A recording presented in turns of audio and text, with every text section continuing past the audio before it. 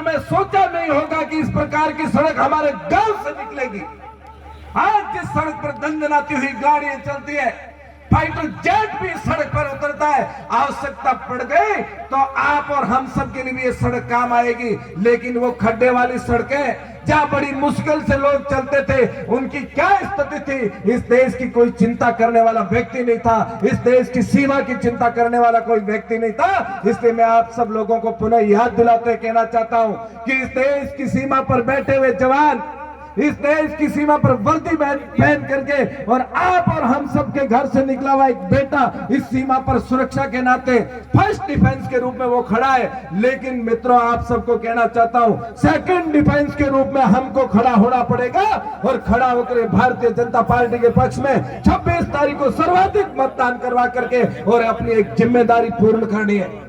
आप और हम सब यदि नहीं लगे तो मित्रों, समय समय की बात होती है, समय हाथ से निकल जाता है। 5 वर्ष तक लगातार आंखों से आंसू बहाना आप और हम सब के लिए बहुत भारी पड़ेगा। इसलिए हम सब कार्यकर्ता अपने अपने बूथ पर जाकर के एक एक कार्यकर्ता से मिलकर के भारतीय जनता पार्टी के पक्ष में मतदान करवाने का संकल्प दिखाएंगे।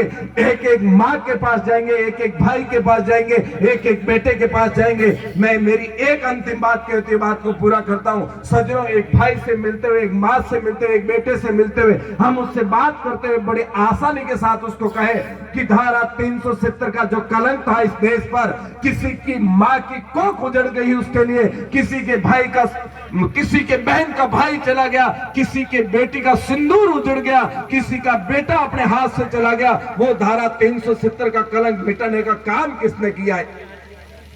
500 वर्ष का एक संघर्ष का काल था।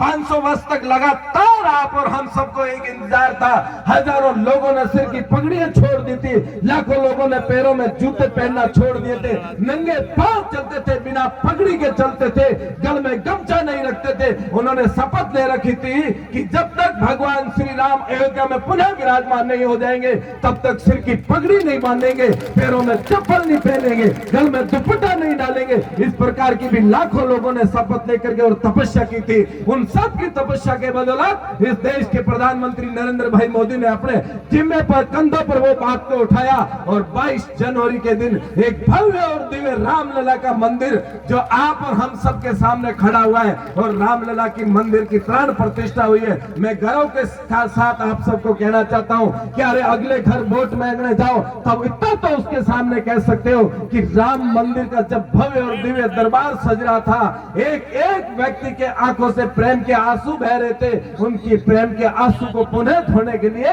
आपको 26 अप्रैल को भारतीय जनता पार्टी के पक्ष में मतदान करवा करके आदरणीय कैलाश जी चौधरी को जीता करके और मोदी जी के 370 मनकों की मारा है उसको फिरो करके पूरा करने का काम आप और हम सब करेंगे। ऐसा ही कहते हुए मैं मेरी बात को विराम देता हूं। भारत माता की, भारत माता की।